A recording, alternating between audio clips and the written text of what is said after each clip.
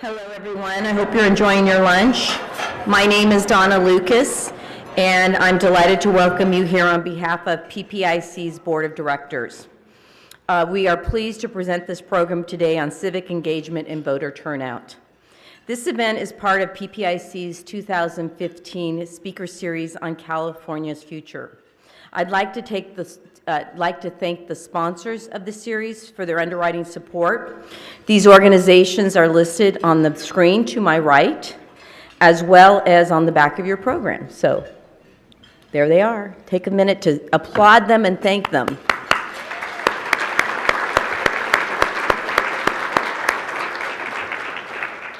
This series is also funded by the PPIC Donor Circle, a group of individuals and organizations that provide generous support to PPIC. Funding from our sponsors and donors makes programs like today possible and ensure that they are free and open to the public. So thank you again to everyone who supported this. You can thank them for your free lunch, okay. Their support also ensures that we can broadcast this program today, so it is being broadcast live, and so that people can actually see these conversations with important people like our wonderful Secretary of State who will be speaking today. I encourage you to learn more about how you can support PPIC as a donor or a sponsor by checking our website or by talking to one of our PPIC staff members who are here all throughout the room. Before we begin, just a few housekeeping items. For those of you who have your phones off, please turn them off, have them on. And also, we want to make sure that we're always getting up-to-date data on our programs and hearing from you. So on your tables and part of your program is a survey. That's what PPIC does great, surveys. Could you please take a few minutes to fill that out and give us your thoughts about the program? Now on with the program, and I am pleased to welcome to the stage Secretary of State Alex Padilla.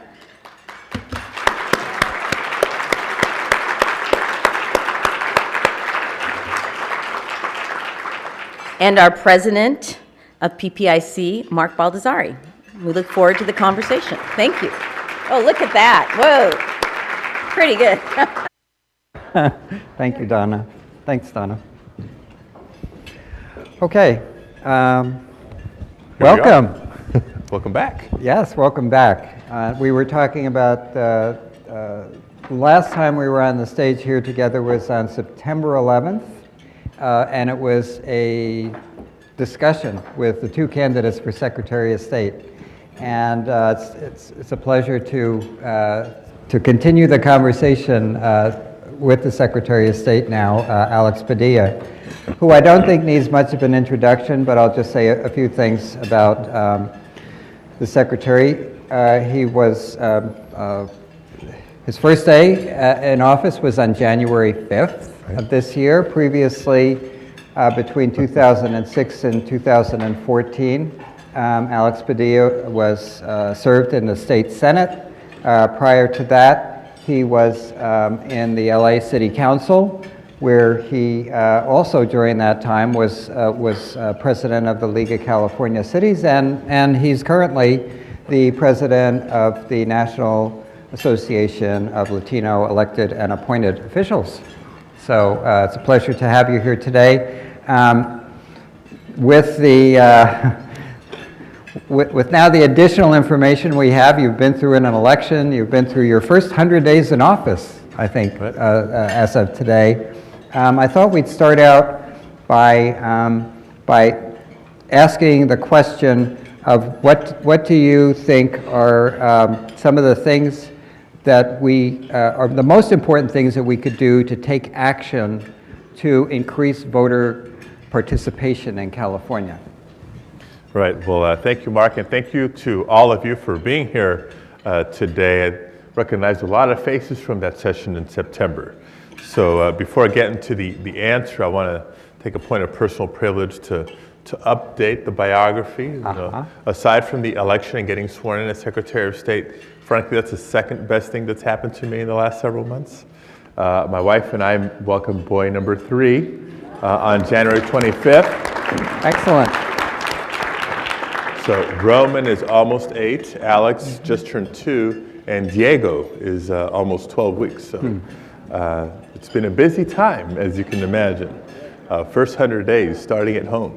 But the other thing that's happened since we were last on stage together in this general conversation about how do we increase civic engagement, voter turnout, we have more data to point to. The November elections. When we were here in September, we were sort of woes me, look at the June turnout, how low it was.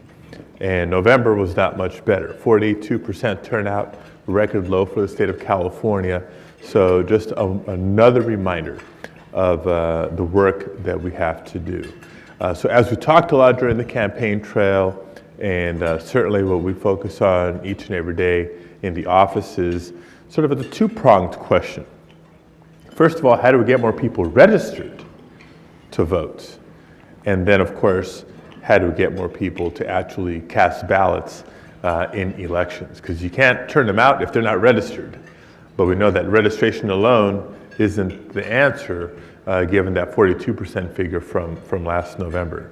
So, when I came into office, we had a lot of ideas that we had heard from. We came into the campaign with a lot of ideas, and I was thinking through how to really have a comprehensive and aggressive approach on implementation of NVRA, the National Voter Registration Act, which most of us refer to as motor voter, right? The ability to register to vote when we're dealing with the DMV. At least we should be afforded that opportunity. Are we? Is it quick? Is it efficient? Is it effective? But the NVRA doesn't limit us to doing it just at DMV. We're able to do it with other state departments and agencies as well. So historically, California hasn't been as aggressive in doing voter registration through community colleges, the CSU, et cetera. We had legislation to push that, to advance that, with the Veterans Affairs, EDD, covered California was required, and at least the first round of it was, let's just say it wasn't exactly perfect, but we're getting better. And then lo and behold, the state of Oregon kind of rocks the election world with their passage and signing into law of what's referred to as the new motor voter. And so a couple weeks ago, I'm hoping you heard, I made a public declaration that we ought to follow suit here in California, where that same voter registration opportunity as we're working through the DMV for those who are eligible, making it an opt-out as opposed to an opt-in system. In Oregon, they estimate you can capture about 90% of the eligible but unregistered. For them, that means about 400,000-ish new voters to the rolls in Oregon. If it's approved here, first of all, and achieve similar success rates, we can capture another 6 million people to the voter rolls, 90% of the 6.6, 6.7 that we know are eligible but unregistered in California. That's very exciting. And we can maybe come back to that in a little while, and I'm sure that the members of the panel, the assembly member and others will speak to that. So let's talk about the other part of the equation. We've talked about the denominator in voter turnout. Let's talk about the numerator now, which is the people who are registered. Are there things that we can do to make voting easier? Because in the last election, we had 17 million registered voters and 7.5 million roughly showed up at the polls. So there were about 10 million people who didn't, right? So what do we do about that? Right, so if it was easy, it'd be done already, right? If I had a nickel for every time I used that line in my years in public policy. But we know that if we sort of break down different strategies, there's a number of ways that we can move the needle. One way, which has happened already, is Luke Correa's bill from last year, the postmark +3, as we refer to it. So think about that. In the past, thousands and thousands of ballots cast statewide, or at least mailed in statewide, that by virtue of not being in the possession of the county by 8 o'clock on election night, were not counted. So the law has now been changed to allow for, as long as it was postmarked by election day and received within 3 days, it shall be counted. So they were cast before, just not counted. Now they will count. that'll move the needle a little bit and go a long way in addressing the issue of, people believing their votes were being counted and they weren't part of the tally. We can go through a number of approaches here. Are people aware of when election day is? Do people have the information to know where and how to cast a ballot? We could, short term, I think there's still a lot we want to do to turn up the volume on elections and election information, but thinking long term, so I think some of the more structural obstacles that exist for, frankly, a lot of Californians. We're looking at a couple of things. I hear a lot of, why can't we just go to all vote by mail, right? If you look at Oregon, look at Washington, look at their participation rates, I think vote by mail is increasing in popularity, as it should, organically. But we still have a lot of folks in California. We're a big state, we're a diverse state, a lot of voters who prefer to vote in person. And so we're taking a delegation from my office to Denver in early May to monitor their elections, because they have a couple cycles under their belt now of what they call vote centers. We talked about this on the campaign. If technology allows us to grant voters the flexibility of where to cast a ballot, so we're not just tied to the polling place by where we live, but if it's more convenient to do it by where we work, or the kids' school, or the shopping mall, and not just on election day, but do it, at minimum the weekend leading into election day, we can bring down the obstacles of when's a good time. If I deal with traffic in LA especially, if Sunday's more convenient than Tuesday, if afternoon is more convenient than the morning, but also the geographic part of it. So I think a combination of those two things can help turn our numbers up. So we talked about convenience or making it easier. Are there other barriers to voting that you're thinking about? Right, so pointing to the research that's out there, right, from Pew and others about the main reasons people don't vote. One is consistently in the top two, I didn't know it was election day, right? Believe it or not, despite all that mail, despite all the television ads, despite all can you imagine if people don't know it's election day? Well, as someone who's gone door to door, every election day and the weekend leading up to election day for the last 20 years, there's people, you look them in the eye and they're watching different, programming on television, right? They're not reading the mail, if they're getting the mail, because campaigns tend to only target likely voters, not low propensity voters or unregistered voters. We know that there's a lot of work to do in that space. But the big other reason why people don't vote is this more fundamental feeling of, why should I? Is it going to make a difference? The voter apathy part of it. So we've got to look at what are going to be the long-term strategies to shift the culture of our society, where it is recognized more as not just a civic duty or an obligation, but something that people want to participate in. So 2 examples. One, last June primary, my family's out there, we're going to the polls, it's a big day for the Padillas, and we park, I'm getting the baby out of the car, my wife's getting her purse, our older son Roman dashes out of the car and into the polling place, because he's been going with us to the polls since he was this big, and he comes out a minute later, red face, tears running down, crying, like, what's the matter, what's the matter? And I played the scenario in my head of what just happened. He went to check in and said, I'm here to vote, because this is the first time that he can recall I'm on the ballot in a contested election. And the poll worker doing their job saying, sorry kid, you're not old enough. And him fighting back, he's a feisty kid, like, what do you, I vote every time. And the poll worker thinking like, oh my God, no, you have to be 18, what are you talking about? Well, so we had to sit Roman down and say, well, you've actually been voting for Albert Einstein and Abraham Lincoln, and it's the practice ballot.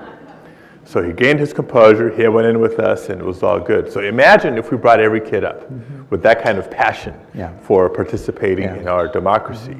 Well, the good news is, and this is part B of the answer, the Chief Justice especially, but a partnership between the Chief Justice and the Superintendent of Public Instruction on really redefining and revolutionizing civic engagement in California. There's some students here at Reserve Table number 4 who have been part of that effort. So how do we integrate that awareness, that information? and to both education in the classroom as well as education in the communities about participating in elections. So a few weeks ago, President Obama raised the issue of compulsory voting. You know, voter turnout's not just an issue in California, it was an issue all over the country in the last election. What do you think about that idea? Well, I think the president was a little set up with that question in that setting, but it brings out a tremendous point. And I've gotten the question asked of me too, you know, in Australia or whatever the other countries are, they have compulsory voting. Some countries where you get fined for not voting. Well, as tempting and as attractive as a proposal like that might be, we do have freedom of speech in this country. So people do have the right to not vote if they so choose.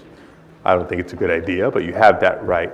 But we get the same question asked of us on this sort of new motor voter. If it's truly automatic registration, what about people who don't want to be registered?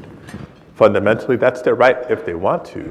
But that's why, A, we have an opt-out versus an opt-in system to respect freedom of speech rights. But by making it opt-out versus opt-in, we're putting the onus on the people who don't want to participate in democracy, make them have to do the legwork to get off the voter rolls and continue to live in a political cave. So as you go around and talk to people about the importance of voting, I wonder if you could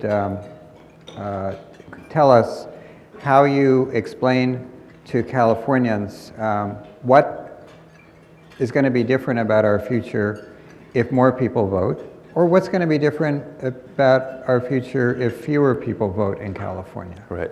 And I think once we get to that sort of fundamental level of the democratic system that we live in, people do get it. People do get it. I can't help but think of where I was just 2 hours ago.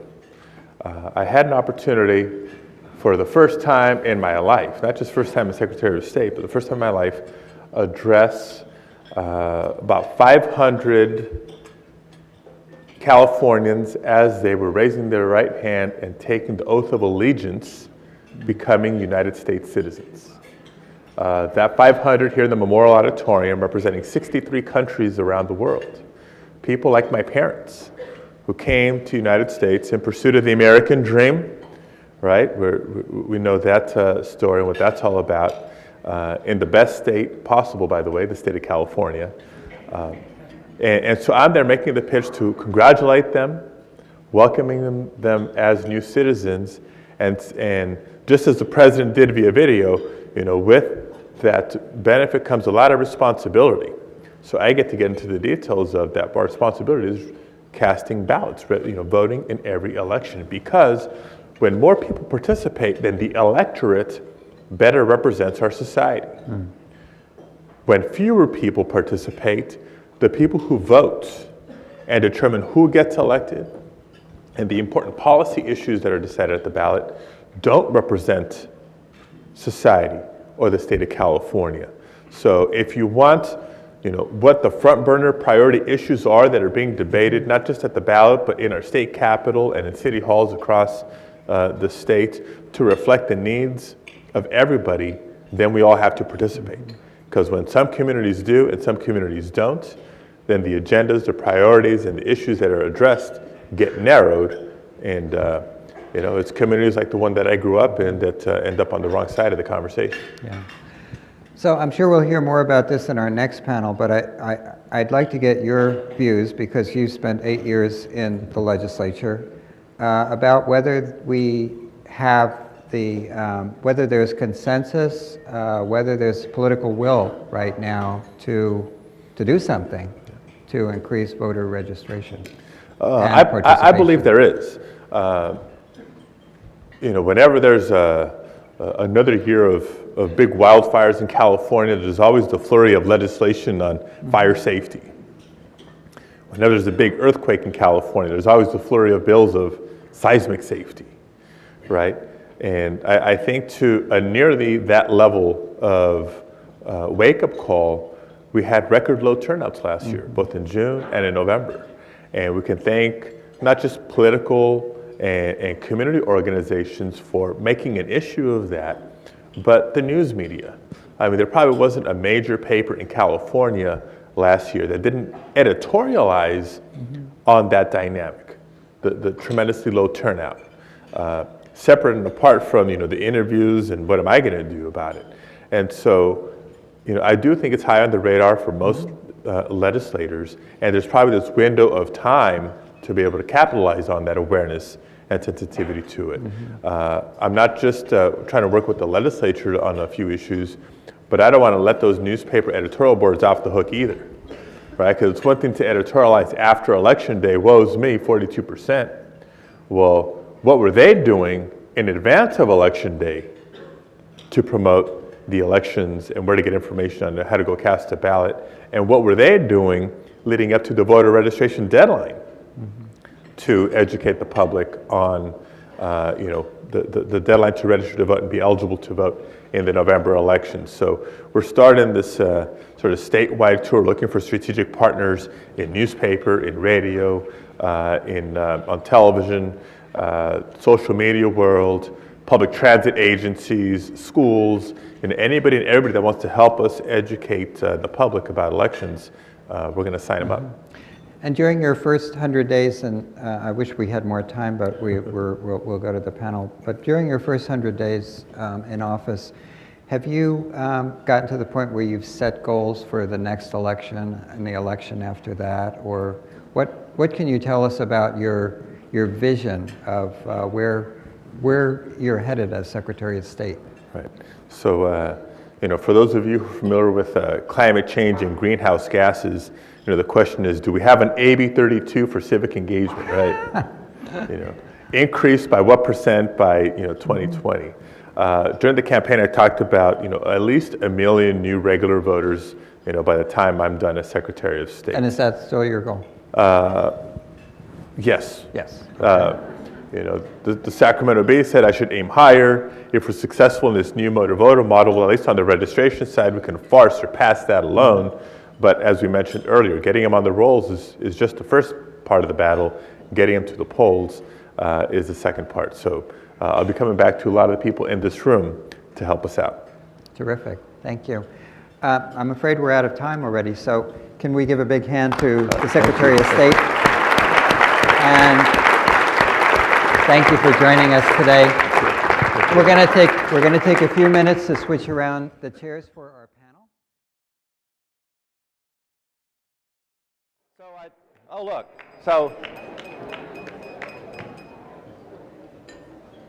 And that's all the time we have for today, folks. So I appreciate you coming in. I'm John Myers from KQED News, and as Mark said, I'm happy to be the moderator for this panel with 4 very smart people to talk about one very depressing subject. Voter turnout, voter engagement, which is on itself is not depressing, but what we've lived through in California, as the Secretary and Mark talked about earlier, presents a lot of challenges. And so I think over the course of the next few minutes, we'll talk a little bit about where the opportunities might lie. I want to introduce the panel to you, but I want to tell you something before we do that. All of you know that, of course, the day we're having this conversation is April 15th. It's tax day. Let me see how many of you didn't file. You have to raise your hands. So before I walked over here, I looked at some of the statistics. In 2011 in California, there were 13 million tax returns filed. In November of 2012, there were 13 million votes cast. Great, right? See where I'm going? In November of 2014, of course, there were about 7.5 million votes cast, which means on that standard, we could be in big trouble today. Hopefully the two have not continued to follow each other through the universe. We'll have more tax returns and votes. That's another panel. Let me introduce these 4 folks here to talk a little bit about voter engagement and where California heads from here. Closest to me is Mike Madrid. He is a principal at an organization called GrassrootsLab, which is a public affairs firm that works with private, public, and nonprofit agencies. He was a political director of the California Republican Party in a previous life. He's a Dodgers fan. I found that out at lunch. Big Dodgers fan. Easy, Giants fans. Don't go there yet. Those Dodgers. And of course, he was public affairs director for the California League of Cities at one point. Next to Mike is Kathay Feng, who is executive director of California Common Cause and has been in that position now for several years, since 2005. Before that, She was with the Asian Pacific American Legal Center, and Kathay has her own moment in Ballotpedia history as one of the architects of the redistricting measures in 2008. Ballotpedia, maybe you actually really are? I use Ballotpedia, not Wikipedia. Next to Kathay is Assemblymember Sebastian Ridley-Thomas, a representative of California's 54th Assembly District, which is Los Angeles County, and of course Mr. Ridley-Thomas chairs the Assembly's Elections and Redistricting Committee. Hey, we could talk about redistricting in a moment, but that's another panel. Yes, before he was elected in 2013, he was the Public Policy Director for State Senator Curran Price. And last but certainly not least, the man here on the end who used to sit in the hot seat that Mr. Secretary Alex Padilla sat in before is Bruce McPherson, who is Santa Cruz County Supervisor representing the 5th District there.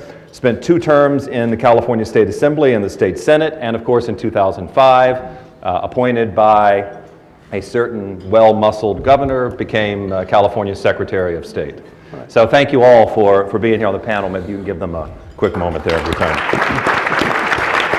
Well, the best vote I ever got. All mics are hot, don't forget. Hot mic. And I got the Twitter account right here, so I'm going to hold you to it. So the same question that Mark Baldassare posed to Secretary Padilla, I think, is the one to start here a little bit. And I don't have any way, you guys just jump in whenever you want. But given what we lived through in 2014, with how low the turnout was, just the general malaise, it seemed like when you talk to voters about elections and about what they were interested in participating in elections, what is that silver bullet, if there is one? What is that single biggest action that we could take now before the next election cycle? Is there one? I mean, do we just retire to the bar and have the rest of the conversation there? What do we do? What is on top on your list when you think about voter participation and what we can do to change things? They're all looking. Mr. Former Secretary, Mr. Supervisor. I don't know, we've done a lot of things, and I will say right now, I think that with the Future of California Elections, the James Irvine Foundation has sponsored that and really gotten together with county clerks throughout the state, and they're energized and they're putting together a program.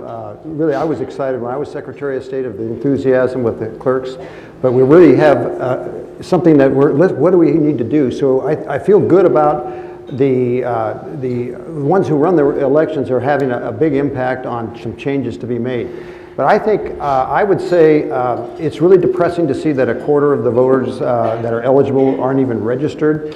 But I think maybe we should target, as the Supreme Court Justice, Chief Justice Cattell said, maybe we should target those that are in high school and really upgrade our civics engagement and how important a vote is that you take today is going to have influence on you for the rest of your life, and why. And there's close elections, and I just had one in my county. One vote was the difference between winning and losing. Wow. And it happens all the time in every county. So I think maybe we should, there's a lot of things that have happened, but if there's one thing that I'd like to do is target those who are in high school and so forth, and just just move up the civics engagement and the classes, maybe just to reveal the importances and to show them that public policy, major public policy, whether you like it or not, is made through politics and those who you elect to office. And so we ought to just put in them how important that is. Let me stay, if I can, just because you raised some questions about elections and the real world impact of elections, right? One vote can matter, and certainly more than a decade ago, we had a national discussion about how votes in one state could change the course of a presidential election. But Mr. Ridley-Thomas, I want to ask you a question. I looked up before I came here, just because I thought it was worth it. The 54th Assembly District has 273,488 registered voters. You probably know that off the top of your head. Yeah, my neighbors. Exactly. But of those 273,000, only about 83,588 cast a ballot in November. They needed a more inspiring candidate than me. I'm recruiting when John Myers moves You down. got the preponderance of those votes, so congratulations. But what do you make of that? I mean, it's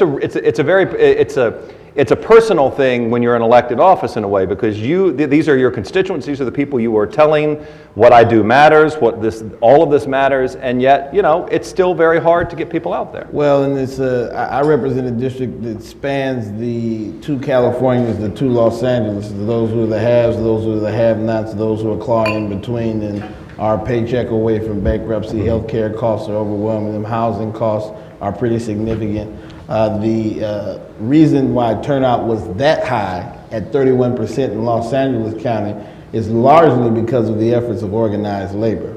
Because if we didn't have a strong labor movement in large urban counties, particularly in Los Angeles, there would be no member-to-member communications. You wouldn't have institutions that regularly worked on turnout, regardless of pro or con. Labor organizations in particular have a unique way of getting volunteerism, which is all but dead in elections, and making sure that folks are motivated and raising their IQ about it. My mother, Avis Ridley-Thomas, started out her political engagement, if you will, volunteering for Yvonne Burke, and she ran for assembly in 1966. Her campaign office was around the corner from her home, and she took one of her little brothers to go and volunteer. Those kinds of efforts are not as robust, save for areas with large concentrations of organized labor or areas that have very, very passionate views about various public policy issues. So passion is a big part of what drives folks to the ballot. I would also argue that from a legislative perspective, one of the biggest things that we can do is to create an environment that is more stable for families. The profile of someone who is likely to vote, those who Secretary of State Padilla referenced, is someone who has economic stability, who is a homeowner, who has a family, and who has stable employment. So as a legislator, as a legislature and as a member of the legislature, it's my goal to make sure that more and more people have the ability to get into middle income employment, sustain that, have retirement security so that they're not transient. A part of the updated motor voter law and the lawsuit around motor voter is that we have a transient voting population. So a significant portion of people across California who have less economic stability, who are being evicted because they can't pay rent or because their jobs are changing and they may have to move from region to region, are less likely to re-register and less likely to vote. So stability, economic stability, things that promote that are really how you get people who are already on the rolls more engaged. Well, you give me two great paths to go down here in terms of communities and diversity and parties, and I could go, both of these people, I could hit each one of those, but let's stay on communities for a moment. Kathy, can you talk a little bit about that? I mean, obviously you have a background working in the Asian American community and voter engagement, voter awareness. Right. I mean, the changing face of California is an important part of this story because, as our good friends, this is like the great name-dropping moment when you're doing a panel for PPIC to invoke a PPIC document. Mm-hmm. But the exclusive electorate, the term that Mark and his friends coined a long time ago, that the electorate is older and whiter than California. This is an issue, to Mr. Ridley-Thomas, that is only going to keep magnifying in importance. Right. So, if I could get the state legislature to allocate a couple $1 million to hiring a lot more journalists, so that they would. Wait, is that one journalist for $2 million? Sorry, there ought to be a lot. I'm not just pandering to John, but so that they could hire a lot more journalists to cover local issues. I think that if you think about why we don't have a culture of civic engagement, but you think about other contexts where we do have a lot of engagement. So people have fantasy football, and they will talk about it till at the water cooler, they're thinking about it constantly, right? What just happened on The Voice, and which contestant's gonna move forward? I obsess about that. Did you see when Christina Aguilera dressed in? I mean, Jeb Bush was just totally crying. No, sorry. Yeah. But we don't have those same kind of really engaged conversations around politics and specifically local politics. So we do talk about whether or not Hillary should have released her emails and all that, but we don't talk about the super local. And I think part of that is that we have made mega media corporations that don't cover issues at a super local level. But within our control, I think the other thing is that we have a campaign industrial complex that has an incentive, unfortunately, to focus in on the most frequent voters, to spend all your money on talking to that small sliver of voters, And to keep turning those people out, to mail them incessantly, to call them incessantly, to speak to them, and ultimately when you're legislating, a lot of people will end up only thinking about them. And if we could change the dynamics of that, the incentives behind that, I think that we could change how that conversation happens. And so I would say two things. One is a crazy idea. So I'm just going to throw it out there because I think crazy that way. The journalist idea wasn't crazy enough for you? One crazy idea is let's create a quorum for passing any initiative and create a quorum for electing any candidate. Crazy. But what if you said, if you can't get 30% of voters to turn out for a particular election, it doesn't count because it's crazy to elect somebody with 10% or 8% or 7% in LA. Second would be... The assemblyman's kind of freaking out. I know. I'm taking notes. I'm taking copious notes. But I think it would change the behavior of the campaign consultants, because then they'd say, oh, instead of focusing in on this little sliver, we better talk to a broader cross-section. And once you change that across all campaigns, now you've got a conversation going, right? It changes everything. But I would say the more realistic thing is let's pass public financing for campaigns, because if we can get more candidates into... the Common Cause members out there. If we can get more candidates into the race, if we can get regular voters to feel like their $25 makes a big difference, it gets people engaged. And frankly, more candidates, more diversity in that conversation also makes it more interesting because people love a horse race. And so if we can get away from elections where there's only one front runner and it feels as if the outcome is largely predetermined and you can move to a place where there's something interesting going on, people will start to talk about it at the water cooler. But this issue of professional campaigns, I mean, boy, she gave me the perfect transition to you, Mike. Okay.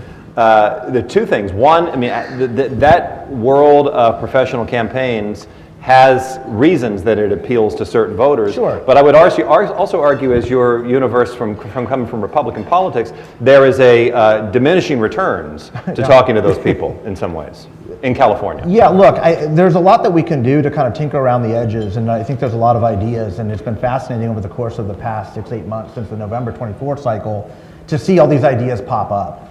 But let me be very clear about this. The data is overwhelming on what is driving this. We are witnessing a 20-year downturn. 1978, 1980 were really the high points. And while we want to talk about, vote by mail campaigns, universal registration, or consolidating elections, or whether it's this consultant's fault or that consultant's fault, the number one factor, and we've got 70 years of evidence showing this, it directly correlates to income levels. California has a poverty problem that is extraordinary. And what we're trying to do is look for silver bullets, John, like you were bringing up. There is no silver bullet. It doesn't matter whether you have TMZ type of voting or whether you have, consolidate elections and vote by mails. These are all addressing maybe 10% of the overall problem. The real problem isn't a function of voter turnout. That's the symptom. The larger problem is our economy and our society is sick. 1 in 4 Californians lives in poverty. And it doesn't matter whether you're a poor Latino in Los Angeles or a poor African American from Alabama or Mississippi or a poor white person from Appalachia. If you're poor, you don't vote. And when there are 1 in 4 of us in California that are under the federal poverty line, you're not going to vote. So we're shocked that somehow people aren't showing up to vote when the data for 20 years has been there. And just recently in the last year or two, we've decided to focus on this because there's nothing more inherent to the California political tradition than dealing with a crisis once it's a crisis. And it's a crisis. When 10% of the voters in Los Angeles are showing up in off-term elections, you have to really guess as to whether or not that's truly a representative government or not. Mm-hmm. And so while we will continue to kind of have these discussions with different ideas and different reforms, most of which aren't going to do anything to change the actual construct of voter turnout, I can tell you that as a political professional who's been in this space for 20 years, the real problem is something that doesn't address the underlying disease. As long as we continue to focus on the symptoms, we're going to be having this panel discussion every couple of years. So there's truth to what everybody is saying, but as Mr. Ridley-Thomas suggested, the underlying foundational problem is the economic stability of our communities. There is a direct correlation between the poverty level in every Assembly and Senate districts and the rate of voter turnout. You want to ask a question? Well, no, but on that issue Yeah. then, what do you make of what we're talking about so far? I mean, let me just, the secretary has left the room, so let's talk about him. Yeah. The automatic voter registration proposal. I think it's a fine idea. that we should have done it 20 years ago. I think it's going to have very little impact on how many people actually show up and vote. Very little impact. And Alex and I have talked about that. For the reasons that you're laying out. For the reason I'm laying out. It doesn't matter whether, look, we passed motor voter. He mentioned motor voter. Fine, that's great. What has happened to registration and voter turnout since we passed motor voter in 1992? It's collapsed. It's collapsed. The DMV sat on their responsibilities. And it's collapsed nationally. It's collapsed get nationally. implemented, but It's okay. collapsed across the country, not just in California. So it's not just a California problem. This dynamic is happening across the country. It's most acute in California for those reasons. And as the divide between the haves and have-nots, and this is an interesting point too, even the wealthy in California, we're seeing voter declines amongst all voter groups. So there's a lot of truth to what is being said here. I'm not trying to dismiss it, but it is not the driving factor. We're seeing diminishing returns from those that are wealthier, whiter, and coastal communities. And the electorate is becoming an electorate of wealthy, white, landed people. If you own a home, if you own land, and you're wealthy and you're white, your propensity to vote is significantly higher than the growing populations in California. And in California, there's a direct correlation between race and class and ethnicity. And it's uncomfortable, but that's what's driving a 20-year trend. This isn't something that just happened with social media. This isn't just something that happened with fantasy football. No disrespect, a big fan of Kathy. She's right on a lot of these issues, including that one. But until we start addressing that, that's the silver bullet, and unfortunately, it's a big problem that we've been neglecting in California for a very long time. Did any of you want to jump in on this automatic registration? Not online, that's a whole different game. Right. Although online registration has been part of it. Do you want to jump in on what California is embarking on, Mr. Ridley-Thomas? Well, there's a part of the online voting conversation that is much more easy to implement, though it is tinkering, being able to print your vote by mail ballot out at your home and a PDF document, print it and send it in. Also doing a universal mailing. Now, again, it's a tinker, but it'll help on the margins, and the margins can make a difference with respect to sending a pre-postmarked ballot to all registered voters in a particular jurisdiction during a regular election. Consolidated elections make a difference. And I suspect in LA County that we will see a little more than 10% but overall it may be that, but in LA it's going to be a huge difference. And I have to give Ms. Feng a big shout out for her leadership on that effort. To me, as impactful, if not more than the redistricting effort that she led, because it's going to empower a lot of communities. With respect to automatic registration, I don't know, and we have two bills that tinker with it. One that the Secretary is sponsoring that Lorena Gonzalez is carrying, and then another that Mark Levine is carrying, which is an update of motor voter getting into more state departments, which the state failed at. That was in committee today, wasn't it? That was in committee today, and it got out with bipartisan support, and we were enthusiastic. There are not enough departments across the state of California that collect that information with respect to the voter registration card and the like. But a part of what we talked about here is passion. If you are automatically registered and unaware that you were registered, some people may respond, but it is not necessarily going to turn it out. That's not necessarily going to affect turnout in significant ways. It's good to increase the voter rolls. We'll have a lot of decline in the states. We'll have 5.5 million more decline in state voters automatically if we were to adopt a similar system to what we see in Oregon. But that doesn't necessarily impact turnout, and even decline in state voters in areas like mine and in many districts across the state, frankly, still identify with the party whether or not they choose to be a part of it. Secondly, what the one part of the conversation is for parties that can help make people aware, that can help do their internal member-to-member communication similar to labor unions, they would have to go back and re-register voters and continue that civic engagement. So it's a novel concept. It is much bigger. I mean, LA County itself is bigger than Oregon's increase in numbers. LA County itself. So the Inland Empire, the Central Valley, the Bay Area, and the challenges that they have is very different. Even ballots are different in different counties. So in Los Angeles County, for those who are not from Los Angeles County or haven't voted in Los Angeles County, You get 2 sheets of paper when you vote by mail or you go into the voting booth. One is a Scantron with 300 dots in it. It's in pink writing on a white sheet of paper.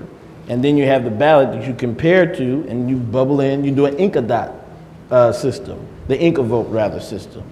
In Northern California counties, Butte, maybe Sacramento, but certainly north of here, you see the name and you fill in right next to the name. That's, for me, that's concerning because I think I saw it in the last municipal election in LA City. An older woman voter at the precinct where I go and vote, got confused because she had to do the comparison and had to cast a provisional ballot. There are things that are in our systems now that discourage participation or confuse votes. We had in the 2008 election, there were 50,000 votes that were provisionals for folks who didn't they didn't cast a ballot at the correct polling place. And those are 50,000 votes, as I recall, that were disallowed because of our strictures in the voting process. We've made significant strides. There are a couple of things, I know I'm taking a lot of time. There are a couple of things that are going to change that. One is VoteCal. The Secretary of State is helping to update our state voter registration system. The other is county voting systems are getting updated really for the first time since 2002. And all counties are going through a process of updating and modernizing their systems. We are in the late 1980s, early 1990s with the machines, the technology, and the auditing that Imagine we use if you for had a ballots. cell phone from the 1990s. But let me go down to the end of the aisle here because the man sitting at the end there also tried to deal with the statewide voter database, which is a problem that goes back a It's a long problem, but time in California. it's going to be, I hope by June 16, we're going to have this in place, and it's going to, I think it's going to work very well. We've done a lot of things in California to try to change the system, to make it more understandable, to the redistricting process, the top 2 primary and all, but it hasn't really, excuse the pun, registered with voters yet. And when we have 1 out of 4 that are eligible that are not even registered to vote to begin with, you know, that's just really a pathetic situation. One thing I don't think we should do is blame or say, you know, our system's a mess because so few who voted are determining.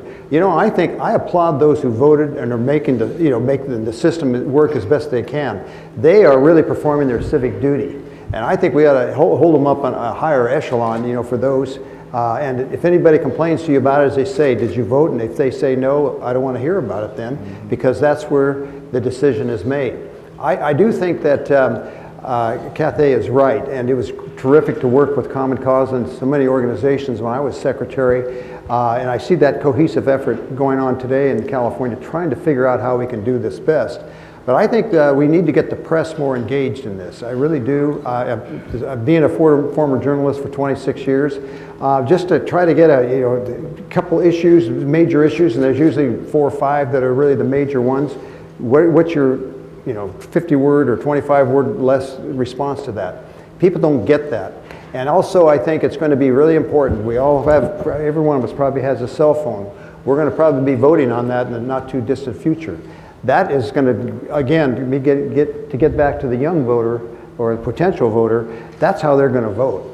They're more apt to vote that way. In this day and age, they're not going to go to the ballot place. It's just not, or the voting precinct.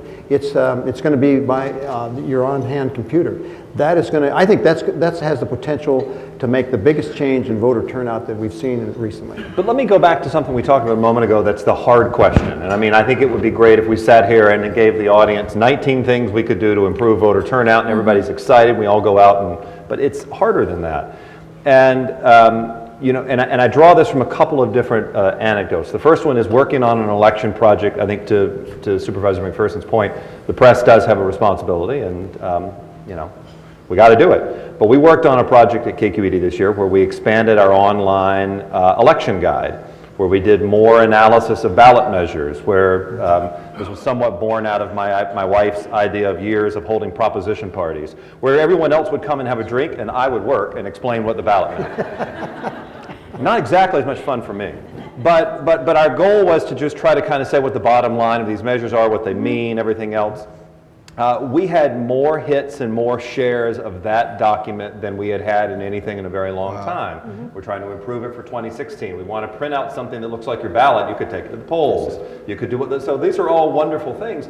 But the other anecdote I go to is an education and an awareness and an engagement factor.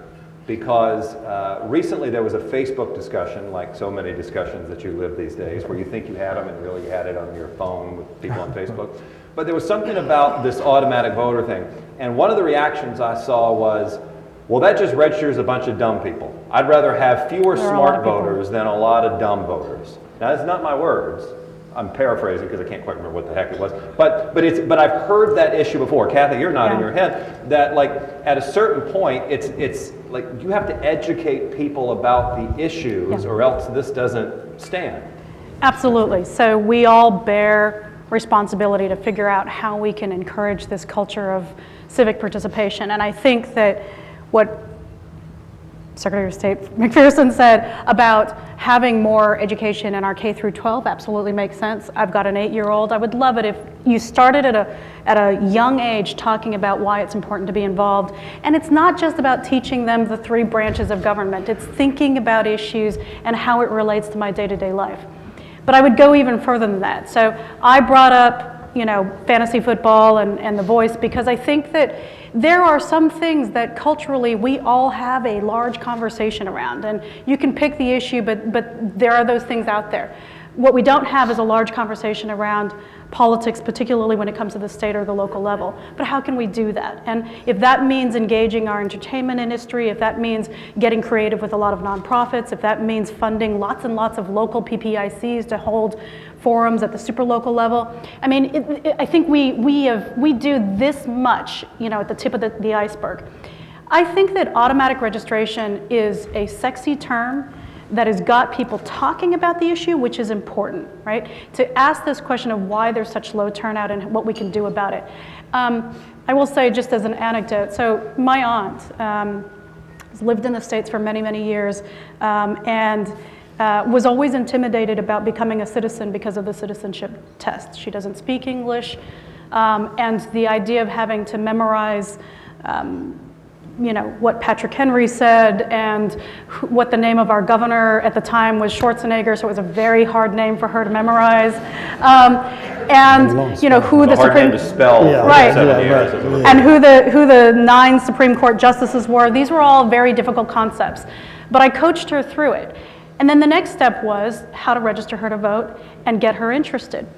And one of the reasons why we focused a lot in Southern California, particularly on the idea of consolidating elections, which means instead of having local elections in odd years or at odd times, making them at the same time as the state and national elections in June and November of the even years, is because we know that if people are thinking about a conversation at the national level, they're following, you know, the conversation about president, maybe even Senate, maybe even some of the propositions, right?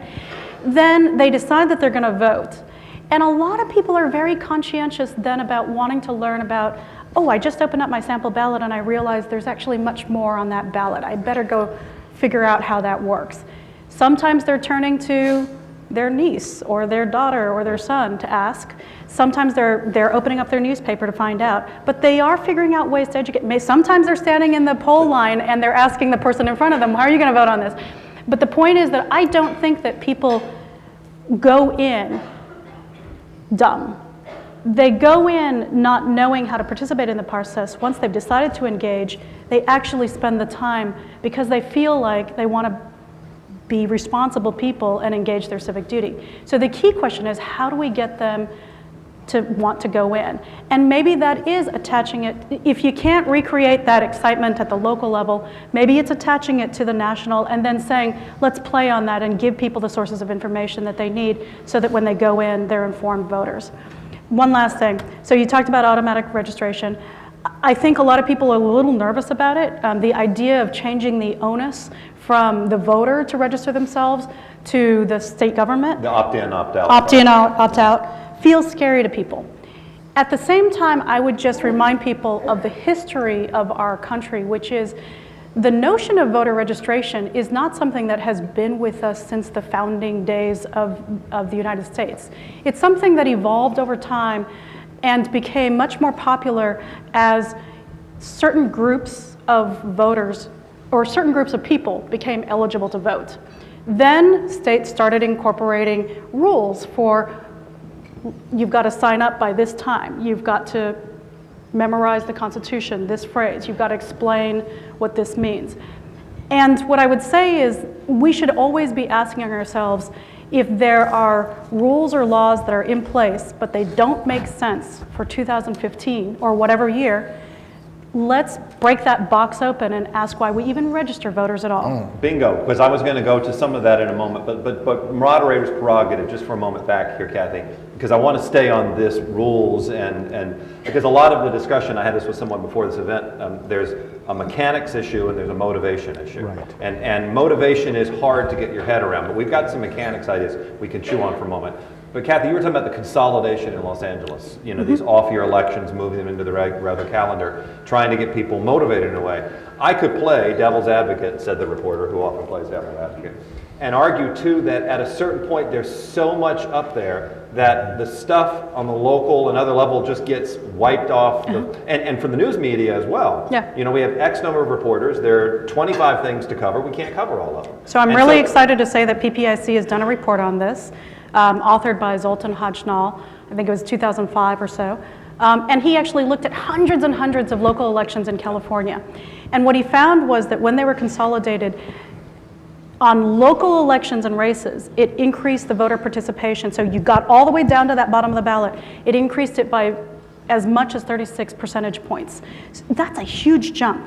To go from LA's percentage, which is somewhere in the 8 to 10%, to jump to 40, 50% in participation on a local election issue, I think that would change the dynamics of, you know, what that conversation is. And that happens just because you put it on an election ballot that people had already made a decision that they were going to vote on, and now they're going to go down the ballot and figure out how they want to vote for the rest of the ballot. See, I didn't read all the former PPIC reports. Yeah, jump in real quick, because then I want to talk about one mechanics thing in particular. And by the way, the rest of you get a chance to ask questions. That's a really interesting interpretation of the data. And you know, Kathy brought up the point of looking back to some of the foundational democratic institutions in this country. Chicago had an election last week, okay? So did Ferguson, Missouri, by the way. So did thousands of municipalities across the country. And that has been going on for decades and decades and decades. And I'm a very big believer in figuring out why a wall was built before you tear it down, okay? One of the reasons why is because when you have a healthy civic discourse, you don't want a partisanization of your local elections. You want to talk about the future of your local community to drive that behavior. The fact that we have lost that is a problem.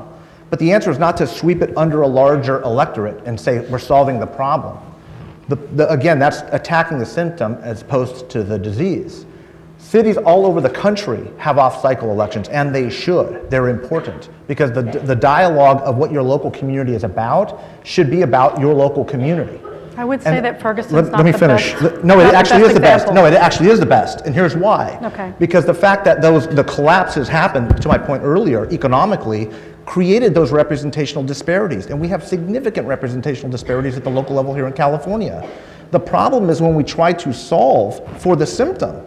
It's exactly what it is. Now that we had a higher turnout election in Ferguson, you saw more representative government. That's exactly the point. And that's what we should be focused on, as opposed to trying to, you know, kind of sweep under low turnout elections, under the highest turnout elections and say we're solving the problem. We're not. The undervote problem is significant. And there is a question that you really can't quantify as to how many people know, look, I've been in the business for 20 years. I don't know who my judges are. Okay? And when I'm down to 26 or 27 selections, and then we throw on initiatives on top of that in California, it is extraordinarily hard work to be a voter in California. But that goes to the mechanics issue for a moment for me, because Right. this is where Kathay was talking about for a moment. Right. And briefly before we pivot to the audience to talk about some things too, by my viewpoint as a pain in the neck reporter sometimes, when you talk about all these changes to the voting system, invariably there's a political party equation to not do it. Whether it is vote by mail versus polling place, well, who shows up there? Well, which party favored? Saturday voting, longer voting hours, same-day registration. Paying people to vote. We heard that in Los Angeles. So at some point, there becomes a calculus back in the universe of administration that comes back to partisanship and advantage, and someone doesn't want to do it because someone might get an advantage. Talking about walls to break through. That's a hard wall to break through, because invariably the proposals that I see, reporting on, they fall into camps of R, D, whatever, who wins, who loses. In some way, shape, or form. These guys have a moment. Yeah, Go ahead, jump in. I think that's the reason why there's so many decline to state, and I'm one of them now. Yeah. I don't need it now at the county level, and that's fine. But now that I'm out of the legislature and not in Washington, D.C., I can say this, that really the legislatures and the state legislatures and the Washington has to step up and say, we've solved the problem. I mean, I think one thing that Jerry Brown has done that has been just magnificent is he's tried to get us back to paying our debts off and getting us on an even keel. But what do these young people think that, oh my God, look at this retirement thing. I'm not going to get it, number one, and it's going to break government, and I don't know what to do about it. The younger voter today, they don't see a great future and don't have much confidence that our state legislators and county supervisors and certainly our members of Congress are going to solve this thing. I mean, we know about it, people. Come on, step up and do it. And we just can't get there. And is it any wonder that they just don't have any confidence that, well, what difference does it make? You wanted to jump into? Well, it's to a bit of the previous part of this conversation. This is actually National Voter Education Week, and it encourages high school students to do mock elections and practice elections. I think in Santa Cruz County and other surrounding areas, there are actually symposiums that are conducted where you get a voter card in the county where you're expected, and there's an assembly, and you practice voting. And you take the real ballot and see what's going on. That civic engagement panel that the Secretary of State was mentioning with the Chief Justice and the Superintendent of Public Instruction, I'm going to work with Senator Ben Allen, my West Los Angeles colleague who chairs the Senate Committee on Elections and Constitutional Amendments, to see if we can get that funded so that we can have real support for that effort and to make sure that we're actually educating high schoolers to do it. I would also mention that this is a unique time to be talking about voting and raising these issues in light of the 50th anniversary of the Voting Rights Act. And some of us in this room went down to Selma and walked across the Edmund Pettus Bridge and studied the history of what occurred those many years ago and the struggles that were included. There is a checkered history of how we treat folks when they try to get access to their government, to the ballot. And regardless of partisanship, I think that in California we have a unique opportunity to invest in inclusion and to invest in expansion and protection of the franchise. Republicans can benefit in some instances, local government in particular, places like Orange County and some of the suburban and rural areas, if there is more access and smarter access to the ballot, as Democrats can in some urban areas and potentially statewide. So there can be multiple wins, and that's why I think that generally people are saying we can turn our attention to this issue, we can focus on it and avoid what we saw in other states. I was there, and the governor of Alabama got booed because he had signed a voter ID law, and also because he didn't want to embrace the Affordable Care Act. But the California is in a different place, and I think that overarching celebration of the Voting Rights Act is a unique time. And I actually have to thank you and PPIC for keeping the drumbeat going, and all those who are on this panel. I meant to say that. I should also mention that since you have a Twitter, and PPIC has a Twitter, and Bruce McPherson has a Twitter, I have one too, S. Ridley-Thomas, at S. Ridley-Thomas. If you have questions or concerns about voting or want to talk about what we're talking about here today, you can put it there, and Ethan Jones with the Committee on Elections and Redistricting will respond. And then you'll see my tweet, which is hashtag the clock is king. With the clock is king, let's get some folks in the audience here who I know have some questions. There are people with microphones. I see all your hands. Let's go back over here. I think that gentleman right there, he was like, just because I was looking, and then we'll go to the side of the room. Yes, that's next. I just got reprimanded over here on my order. Yes, sir. So, as a newly eligible voter, I could tell you that, frankly, my generation sees today's election system as archaic. And so I think I could speak for my generation that what we're looking for is an app that we can just press a button to engage.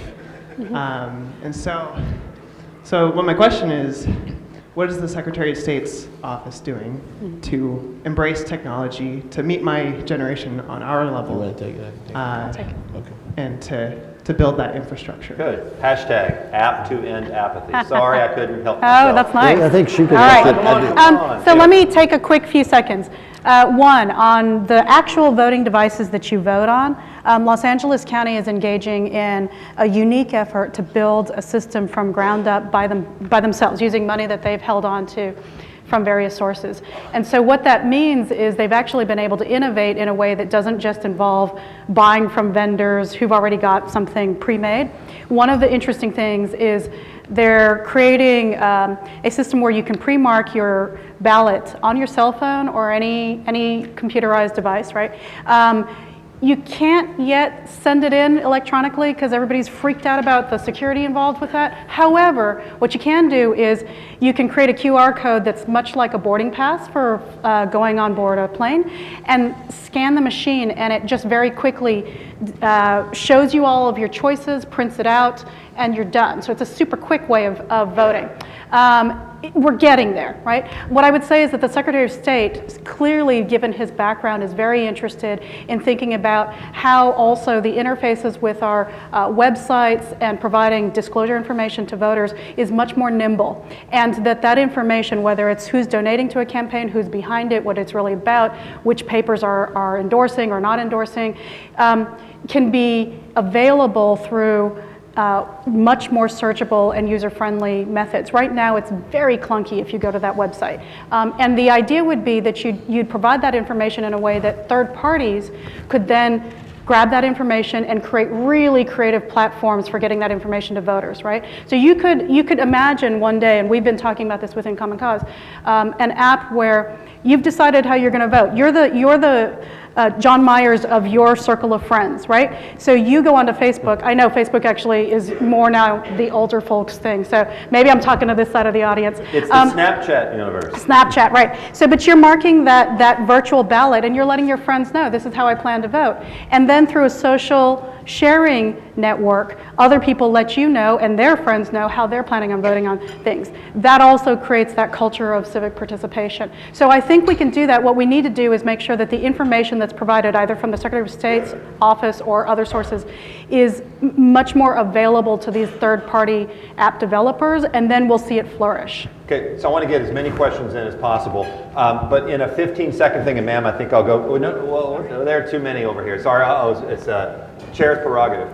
But really quickly, does anybody else have a moment? Does anybody else have a best practice, something that people should look for, anything that you've heard of, anything that's intrigued you? I just want to give you a chance to throw it out before we, You mean for again, there's no young people silver to bullet. With a technology solution or is that anything general? Well, on the technology front, anything you've seen there, or any? Not yet. Well, online voter registration was a huge thing. Huge. Yeah. I mean, it significantly impacted the 2012 election. 1 month, 800,000 people registered for the first time using that system. Huge. And I re-registered for the first time using that system. And just quickly before we go to the other questions, did you have? Oh, okay. So I would say there are many states, including Colorado, that are thinking about a vote center approach. And right now we have this idea that you vote in the precinct that you are assigned to based on where you live. Imagine if you could vote in the place where you happen to be close by, either your work or where you're visiting. And that kind of anywhere voting could be possible with some of the changes that Assemblymember Ridley-Thomas talked about. Interesting. Next question. Yes, ma'am. You're good. Okay, my name is Sarah, and I'm actually the student representative to the Power of Democracy Steering Committee that was put together by the state superintendent and the Chief Justice. And as a student representative, one of the things that I do is go back to my school and my community and try to engage my friends, my peers, my classmates in really getting interested in civic education and civic involvement. And it seems like a really imperative component of increasing voter turnout is getting the youth involved and making sure that by the time these folks turn 18 and are ready to vote, they already know what they're doing. But what I hear all the time, and probably more than anything, is, well, I'm not 18, I don't care. Well, it doesn't affect me, I don't care. And for anybody who knows what they're talking about, it's just like the most ridiculous thing. But I mean, for me personally, I just, or I guess on your level, I don't know how can you kind of stimulate the sense of urgency among kids who aren't 18 and people who know that, you know, they're not yet ready to vote. How do you convince them that what they think and what they have to say, even before they can go and cast a ballot, does matter? I think the lightning quick answer would be, Great. if they'll be 18 by the general election, they can vote at 17. So the pre-registration, as soon as the vote system is updated, 2018, I think, or 2020, then they can vote at 17. Now, some of the people who are at that age now be 22, but at least they should know that the state's already made that a law. We just have to update our technology to do so. Great. Because we're short on time and everybody will hate me afterwards, no one has had that young man right there's got the most persistent hand I've ever seen. He upped it up through the entire thing. He's rewarded now because I just can't, like, I feel really guilty if I don't call him. And then I think one more lay over there and then we'll probably have to wrap up. But yes, sir, you got a quick one for us? Thank you. My name is Justin Harford, representing the California Foundation for Independent Living Centers. We represent about 21 organizations across the country that do disability activism and services. One of the things that we've learned is that working with people with disabilities is that no two voters are alike, especially in their needs. Some voters cannot read vote by mail forms, like me. I'm blind. Some voters cannot understand the language in the forms because of language barriers, because of intellectual disabilities. Some voters cannot access polling places because they're not accessible to, for example, wheelchair users. Mm-hmm. Some voters cannot interpret materials because they are deaf or hard of hearing, and they don't have access to the materials in sign language. So one of the biggest things for us, as we have been doing our Get Out the Vote efforts, like the labor unions in LA, is that you can't invite people to the party when there's no food, you know? We gotta figure out, so I would like to hear your guys' take. For us, really, it's all about having a menu of options. Since there are so many different needs, having polling places, having voting centers, having vote by mail, also having access to voter reg forms in plain language and also voter education materials. And also having a way to track people's needs too. For example, having a functional needs request option on a voter reg form so that a person with a disability could get reasonable accommodation needs known right as they're registering. And so I'd like to hear the panelists comment on the subject of voter accessibility. Thank you. Well, the Help America Vote Act is a requirement to do so, and also in California we have, I don't know, it depends on your precinct or your county of how many languages you'll have on the ballot too. Those issues should be addressed, and if that's, I'd have to, for me, it'd be try to get specific about what are the barriers, and you mentioned some of them, but those are covered, or should be, they are covered by current law. So if that's not being offered to your clients, you should contact the county clerk, or maybe the attorney general will, if the Secretary of State does. So offline, I'd be happy to talk about, for instance, what LA County's voter registrar is doing to develop a new voting system. What I would say is that a lot of counties are looking at what LA County is doing, because as they think about transitioning to new voting systems, because it's 15 years or so that and it's time for an update, they are certainly looking at that voting system as something that they might adopt. Small example of something that's happening for people with disabilities.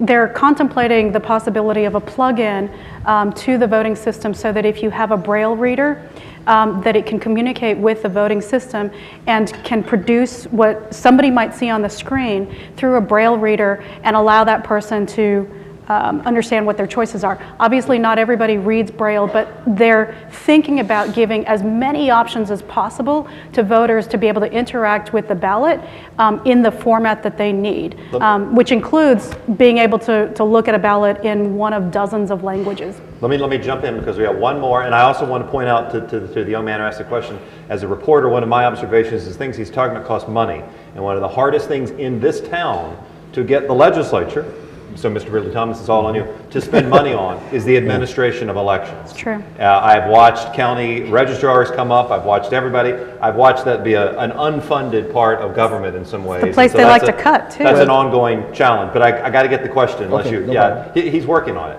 Ma'am, I think in the back, the president of the PPIC says I get one more, you're the one in the back. You need a microphone though, real quick. Well, it's an honor to be here.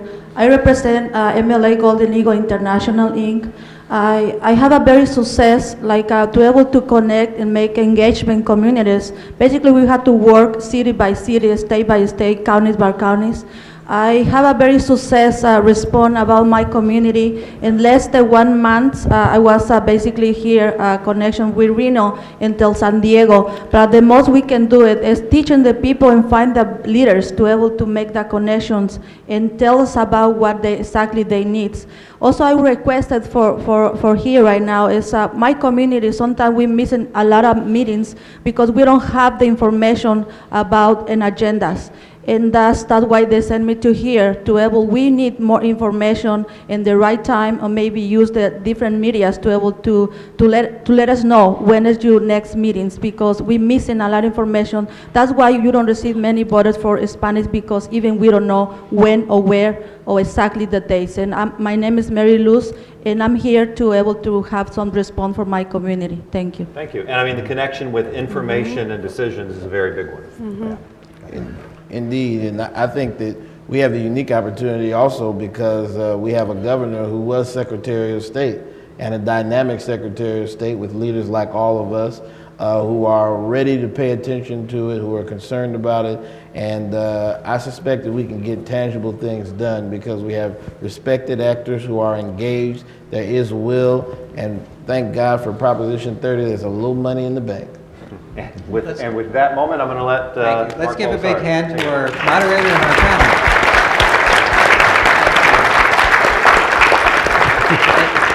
I just want to take a moment to thank everybody who was involved today. We had a very provocative, stimulating, informative panel. Donna Lucas, the Secretary of State, who had to leave, go off to do his work. I'm glad to hear that we did this on Voter Education Week. I learned something. I'm really pleased to mention the students who were here today, and I want to give them a shout